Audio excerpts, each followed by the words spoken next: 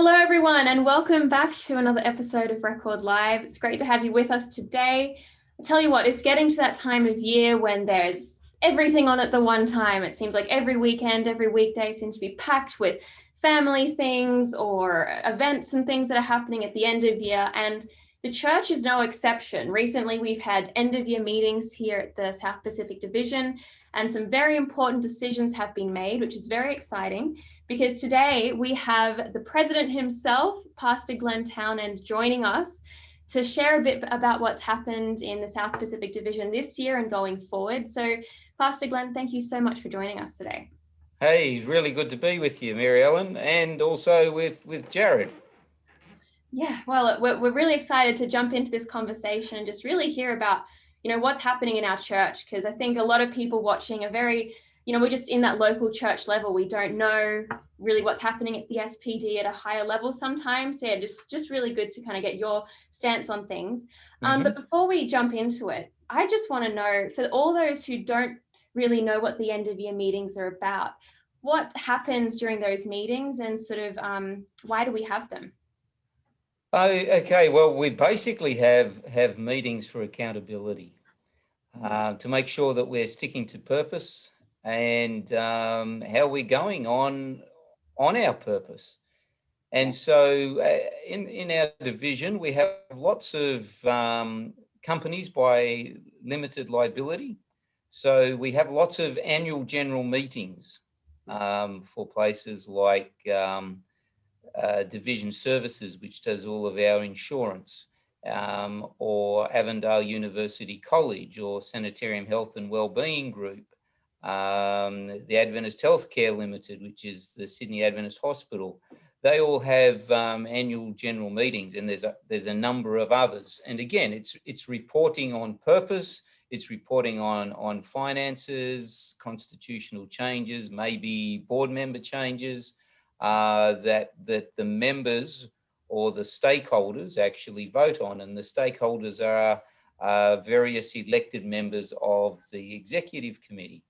So there's that's one side of it, and then there is the executive committee as well, and it looks over the whole of the church. The unions, the conferences, the missions, the local churches, and so that's kind of the structure, and the whole focus is, are we sticking to purpose? Are we being accountable? Are we seeing progress? And if not, why not? And how do we work plans and strategies to deal with where we need to go? And what's the data? What's the people telling us? Mm-hmm. And Glenn, this year's meetings were a little different to normal. I think this is the first time you've had a number of people join us digitally because obviously travel restrictions with COVID. And also often this meeting would happen after the general conference session. So this year that got postponed, but it's still reporting in a sense. Was it sort of the end of the 5-year period that was reported on, or was it just more this year? Yeah, look, it was a little bit of a both. It was a hybrid. It was a hybrid because we still had annual council in October for the general conference, so we had some of those general conference items that we brought forward, and one of them was to change policy and the various constitutions that need to change so that we can actually have a hybrid meeting. So what that basically means is, yes, we had some people in a warehouse, so we here at the division office, so we could be appropriately physically distanced. But we also had people on Zoom from most of the countries in the South Pacific. And so, we had to change policy and constitution, and the General Conference did that at annual council. And so we kind of basically followed suit. And the actual wording, I don't remember, but it's about you being able to participate by hearing and being heard, and that every vote counts, even though you may not be physically there. And we learned, we did it, we worked it through, and I was very proud of the members that they were able to really connect, even though it was, most of them was digitally. I mean, we had 15 to 20 in the room, and we probably had 35 to 40 everywhere else. Wow. I admire that ability to be able to coordinate that many people online and things. It mustn't have been easy. We got a really good team. So, our IT and admin team, worked really well together. Yeah. So very thankful for them. Very good. So what were some of the highlights for you from this year? Some of the really big ticket items, Look,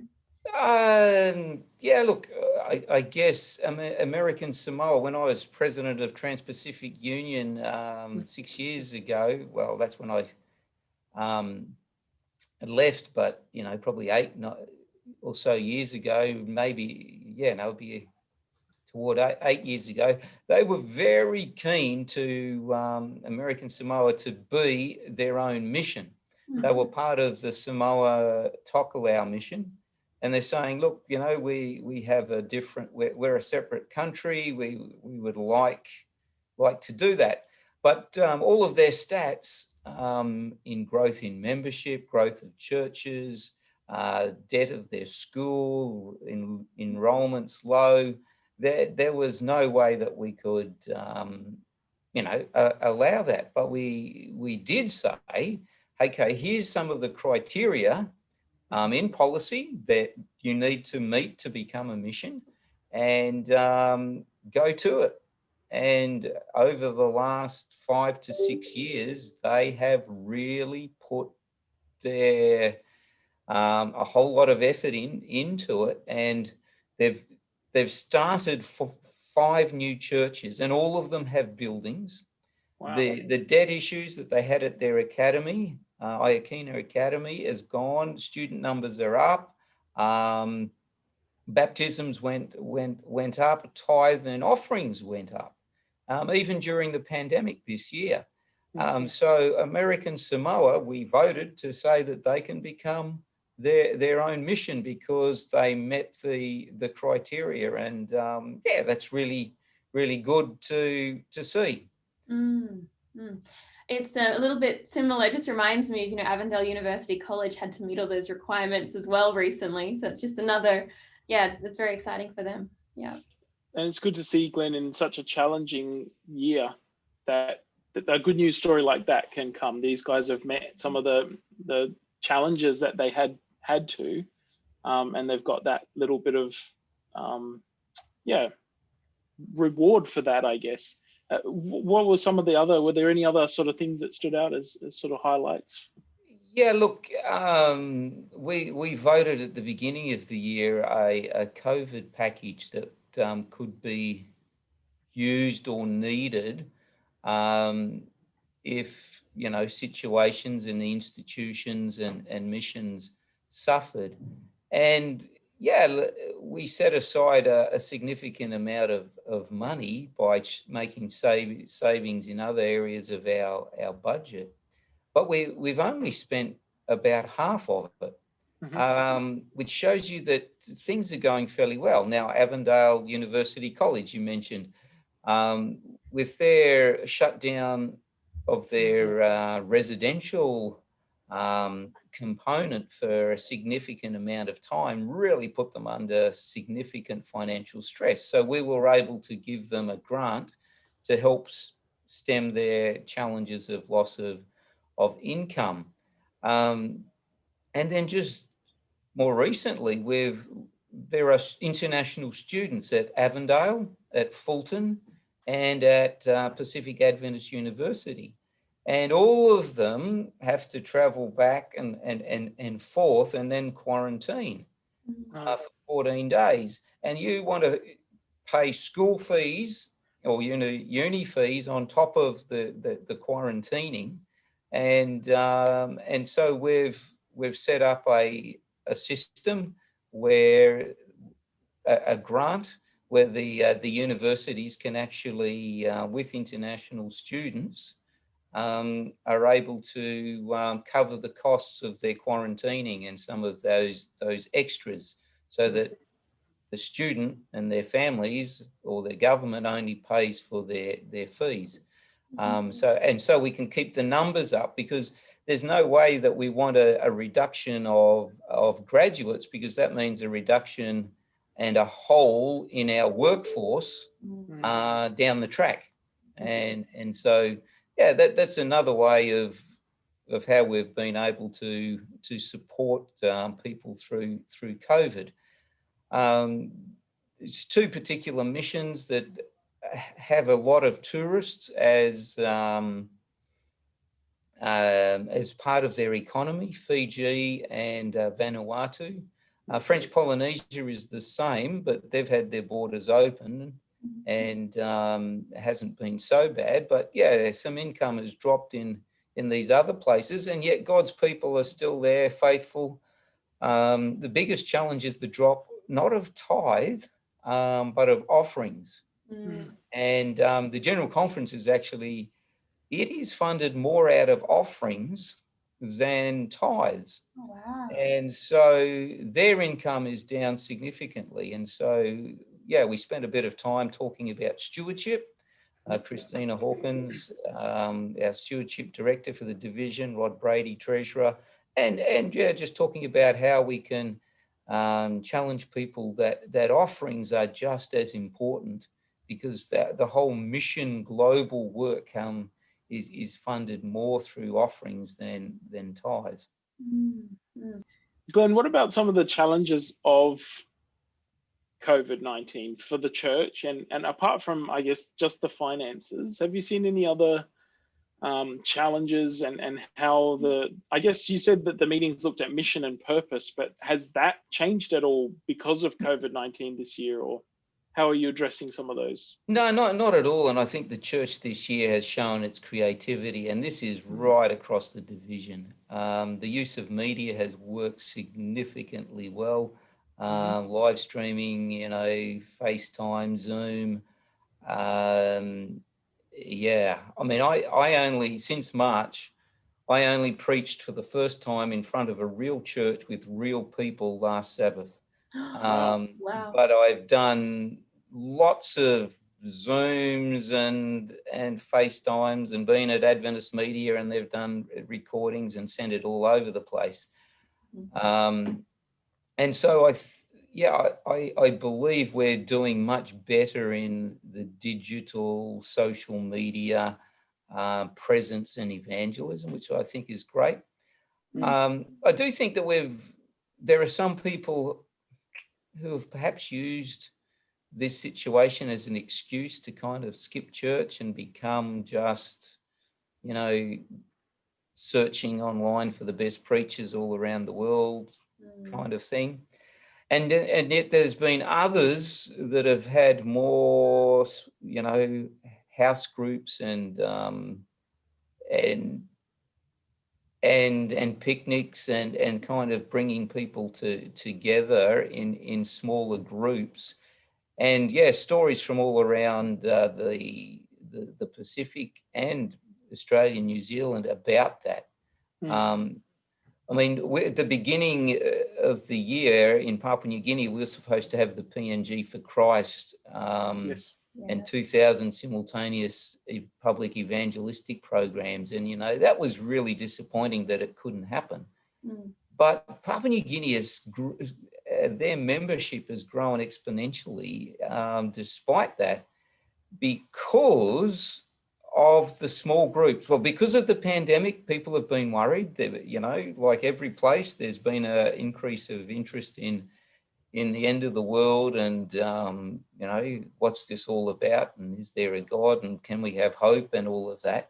But yeah, their restrictions never got down to not being able to meet. I think their lowest was about 20 was the maximum that they could have. And so basically, house groups, they call it house line groups, they just took off throughout Papua New Guinea, and they saw lots of former members come back and a whole lot of new people. And so their growth rate has in some of the missions is well above 10%. And, anything above 10% is movement. And we're kind of saying we want to be a movement of disciple making disciples, and in places it's happening.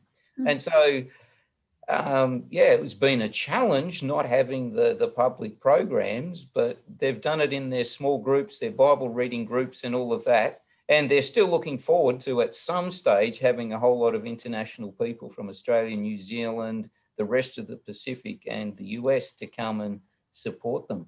And I think they'll come and see a whole lot, because PNG certainly does lead us in evangelism and disciple making. We're very proud of what they do there. We've gotten a lot of stories this year from all over PNG, but Madang Manus Mission, Pastor Gary Laukai there has sent us so many stories about these house groups, these small church, small groups, and just some amazing things happening up there. It's quite inspirational to see how they've sort of pivoted. In some ways, they went to small groups instead of big churches for a short time during the lockdowns over there. And they've just, it's very inspirational to see some of those stories coming through, and how God's people have, I guess, adapted to the opportunities provided by COVID rather than just the limitations. Really exciting to see. Do you think, is there a sense that things are soon going back to normal for the organized church, or is there a sense that even at the division level, this has created an opportunity to relook at the way things happen and to adjust, maybe not the mission and the purpose, but the methods of doing things? Yeah, look, I hope we don't go back to normal. To be frank, I think the state of flux has helped create the creativity, and I think that is a really, really good thing. And look, as a Christian church, we started as a movement of the Holy Spirit, meeting in people's homes and houses for the first few centuries. And it would appear to me that that's what will happen at the end. And I think COVID was kind of like, it's been a horrible thing. I mean, people's deaths and isolation and the medical workers and all of that, I pray about that and think, it's horrible. But God always turns bad things into good things, and I think it's kind of like a test for the church. Can you cope with whatever the end time scenarios come up? Will you be able to still be church and do it differently, because you might be locked down for different reasons, the political, religious reasons, and I think it was good preparation for those kind of things. Yeah, absolutely. I know that at these end of year meetings, there is quite a focus on strategy. Now, that's not my strength area, but I admire people that have that attention to detail and also that big picture thinking, which is amazing. But just a little kind of going off what Jared said, I know that you've added, was it leadership to this strategic focus?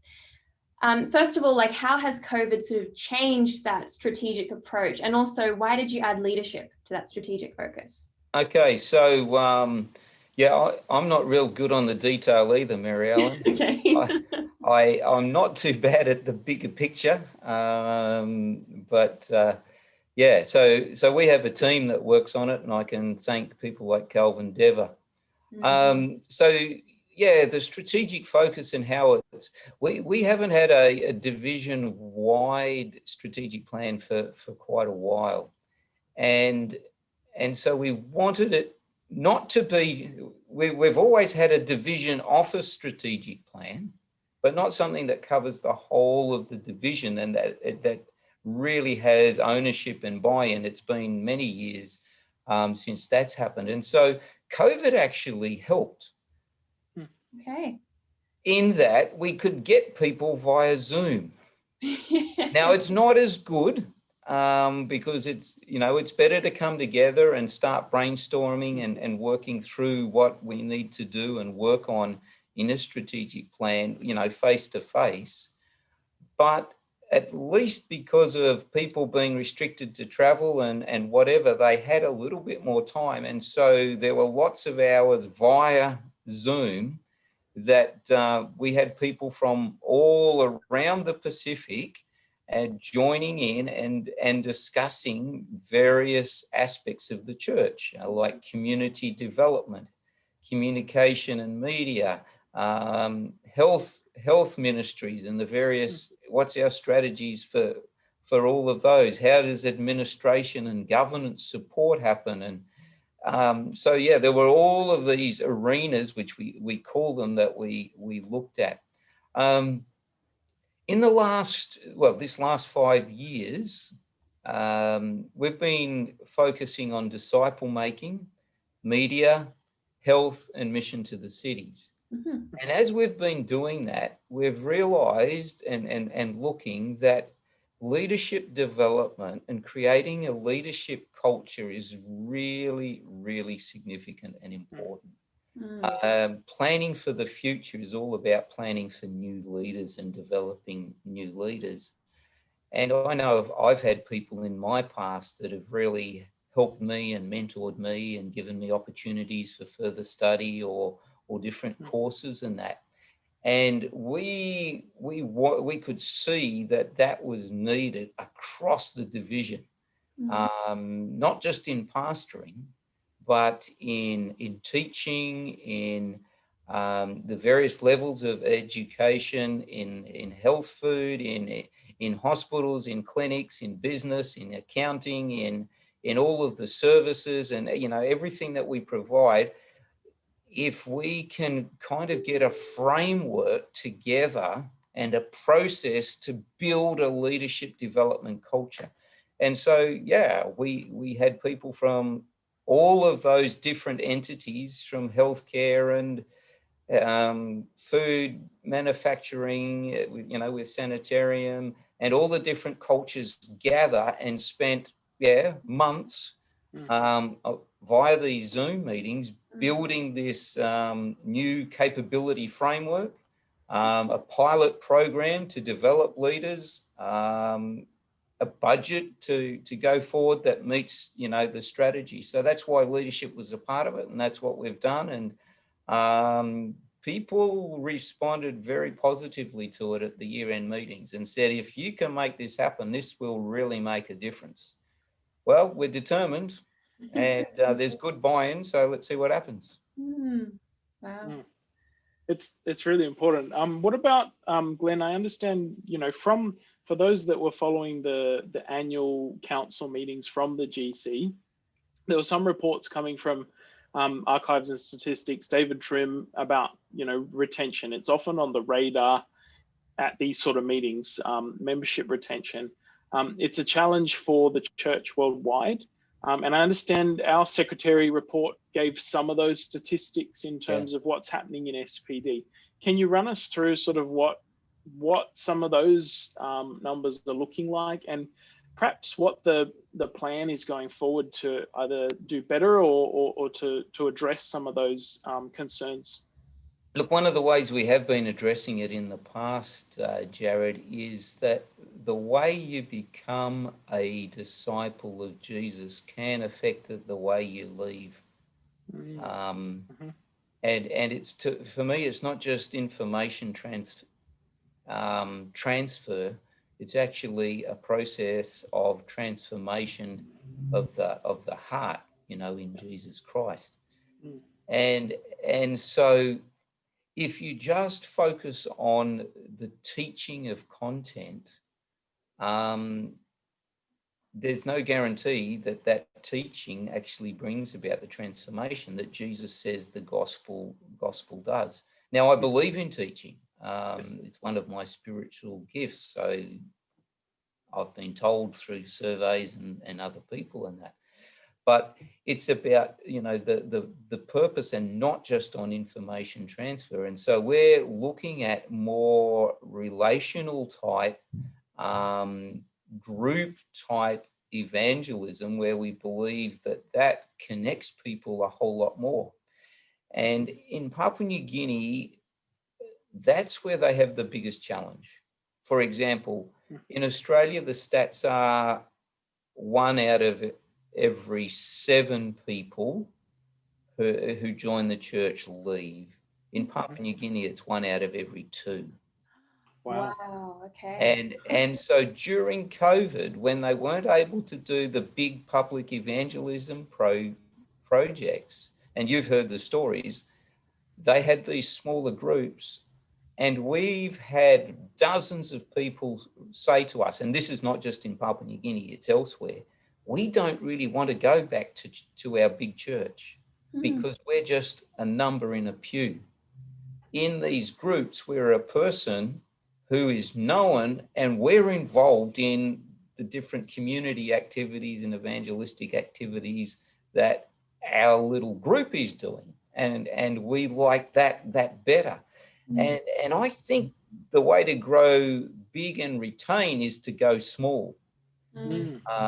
So in the grassroots.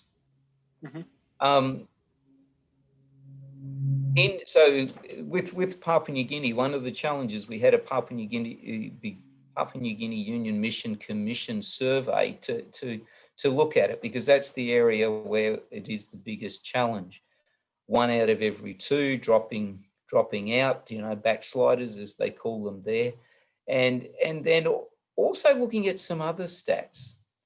And in the rest of the division, which doesn't have such a big dropout rate, above 50% of tithe, and in some unions like the New Zealand Pacific Union, it's above 60% of tithe is used for pastors and evangelism at the grassroots. In Papua New Guinea, that number is only 38%. And so we've got to look at that. And so we gave a report, which was a little challenging for the PNG people, I will admit that, because they lead us in evangelism. There's no doubt about that, and disciple making. But there are areas of nurture and governance and support, and data recording and reporting is really challenging. And so this commission report says, look, you can't afford to have all of these big offices. You need less of those and less administration, and more of the tithe going down to the pastoral level. And so, yeah, the report basically talked about that. So instead of having all of these 9 missions in one conference, perhaps we should focus on the strengths of Papua New Guinea and have every province have a ministry leader, a provincial ministry leader, because it's a very diverse country, Papua New Guinea. It's not one culture, it is 800 cultures. For the 8 million people, it's really diverse. And so their provinces are important, but focus their provinces on ministry and having more pastors and having less administration above that, which is in the area that is not a strength. And therefore we would spend less on administration and more on pastoral stuff. And then hopefully that will help turn around that rate of backsliding or apostasy. That's a really good initiative. Yeah. Well, it's challenge, and so they have their session not next week, the week after, and unfortunately, I'm going to be attending the same way I'm talking to you guys. It's not ideal, but look, we'll have quite a bit of discussion, I'm sure, about that, and we'll get feedback. And I mean, the commission did a lot of interviews, started well before the COVID thing. And so there was a lot of on the ground checking and getting data and that. And then through Zoom recently, and it's been put together. And again, we'll get some more feedback and see where the church goes forward. Yeah, absolutely. That's so fascinating to me. 1 and 2, like it's quite different to, I guess, an Australian context or even a New Zealand context. And I often wondered, Pastor Glenn, just sort of in your role, and this isn't necessarily about the year-end meeting specifically, so I'm sorry, but like you've got such a diverse division. It's probably one of the most diverse in the world, I imagine. What are some of the biggest challenges with that, and what are some of the biggest blessings that come with that? Yeah, look, the biggest challenge is that cultural diversity, because we've got Melanesian, Micronesian, Polynesian, Caucasian, Maori, Aboriginal, and then all the recent immigrants. And I guess the Caucasians are somewhat recent as well. And yeah, there is not that kind of diversity, because in Europe, they're all European. Yes, they're diverse, but they're all European. In Asia, they're diverse Asians, but they're all Asians. So as a division, we are very, very culturally diverse. That is a real blessing, because then you can know whether you really are united. And certainly through the meetings and all the meetings I've been in, and wherever I go, I sense I'm part of the division, and so does everybody else. And we're very accepting of the different cultures. And I think that's great.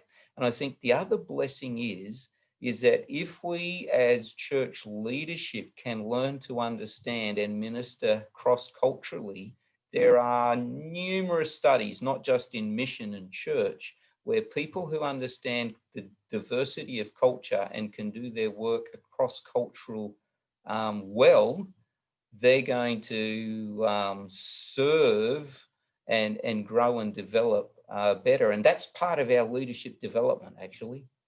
Part of the plan is getting people from Australia and New Zealand into some work in Papua New Guinea or the Pacific, and those people from the Pacific coming to Australia and New Zealand and learning, obviously making sure we're getting all the right visas and that. But I've talked to political leaders who are very open to that, and so that diversity is something, that we have quite a bit of unity in. And I pay tribute to former leaders and people who have built that. And I certainly, and the team that I'm a part of, want to keep that happening. Pastor Glenn, just related to some of the leadership development that you've been talking about and the retention issue, I guess what I was hearing from you is that I guess mentoring is really important, and we like to get a bit practical on Record Live. How can church members that may be watching this, how would you suggest, because you've written and spoken before about mentoring and the importance of it in the Christian journey, in the discipleship journey, can you give us some quick sort of thoughts or some tips on what people that might be watching this should be doing in terms of looking for mentors, spiritually helping other younger people or spiritually younger people in their discipleship journey? What should we as active Seventh-day Adventist members be looking to do in that mentoring and leadership role in our own, perhaps even grassroots, local church, non-ministry context? Yeah, look, that's really, really good question, Jared. So just for me, I do mentor some younger pastors in my local church. I'm not, say, mentoring the pastors there, but I try and catch up with them nearly every week, and pray with them and encourage them and give them a few tips and ideas. I wouldn't say that's kind of formal mentoring, but and that's the kind of thing that I think anybody can do. I mean, when I was I pastored churches for 17 years, so I have a fair idea of what happens. And I know some people, and I can think of an example where the head deacon had a lot of junior deacons and would just put them on the roster and then complain when they never showed up or never did the job right. And I kind of go, well, being the head deacon is not just about getting the roster right. It's actually about, and I've had other head deacons who maybe weren't so good at rostering, but worked with the younger people and said, hey, look, this is how we do it and this is why we do it. And they say, oh, okay. And got alongside and really talked and listened to. And I think, in whatever role it is, whether it's Pathfinders or Children's Sabbath School, it's about knowing people's names, from the little kids to, the most senior person who can only get to church by wheelchair or something. It's about really, making it personal and saying, hey, we're interested in you and how are you going, and actually listening. And I'm passionate about it. You're right, Jared. And I think if we can do that, I believe our church will be stronger. Yeah, some really great practical advice. Thank you, Pastor Glenn. Look, we're almost out of time. So we've had the practical element, which is great. But is there any sort of last words you'd like to leave with everyone, maybe about how the church will be going forward, or just a message of encouragement? Yeah, look, my message of encouragement is we don't know what this pandemic is going to do long term. I know it's really frustrating and challenging with lockdowns and not being able to see family and friends in different states. And Jared knows that, and I know that, and I meet so many people that way. And so sometimes the connections that we want with people that we love is just not there. And just for me, the thought is, just imagine God. He made us, and he so much wants to be with us. And that's why he sent Jesus. That's why he, which is the Christmas message coming up. That's why he promises that Jesus will come back, and because he wants that face to face. And I think if we keep reminding ourselves that church is about Jesus. He's the center, he's the head, he's the one who pulls it all together, and it's our hope and belief that he saved us and that we can have this face-to-face relationship with him. For me, that gives me courage and hope in times when, we thought we would be able to get to Western Australia by Christmas time, but because I've got daughter, son-in-law, and three grandsons under 5, and they grow up really quickly at that age. But it's not going to happen. But, Zoom and face-to-face is going to work. And so in the meantime, how do we stay connected? We got to keep praying and encouraging each other. And I hope that in just what I've shared, that can encourage you, because I get it. I feel it, but I don't know that I feel it as much as God, as he really wants to be with us. And we just got to keep believing that, and he'll sort it all out one day and we'll be rejoicing. Well, Pastor Glenn, look, thank you so much. That was just that thought of, how much God wants to be with us. It's a beautiful way to end.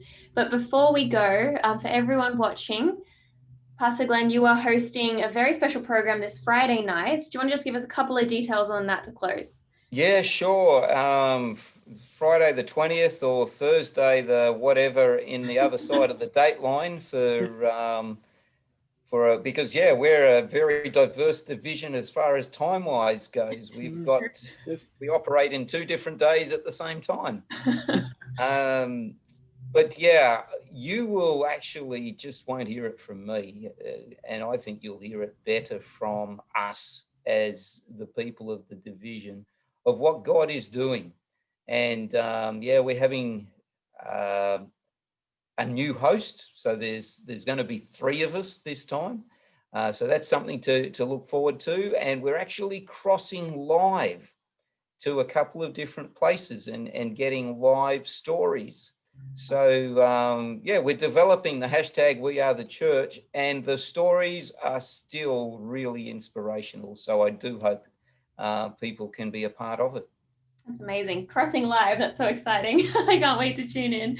Yeah, so everyone, hashtag We Are the Church this Friday night. Make sure you tune in on YouTube, I believe, and Facebook. We'll put the details in the comments below so you can all get the link and save it for Friday night. Again, thank you so much to Pastor Glenn Townend for joining us today, for sharing everything that's happening in the division. And thank you everyone online for joining us as well. Tune in next week for another episode of Record Live, and we'll see you then. Bye. Yeah, bye. It's been a pleasure.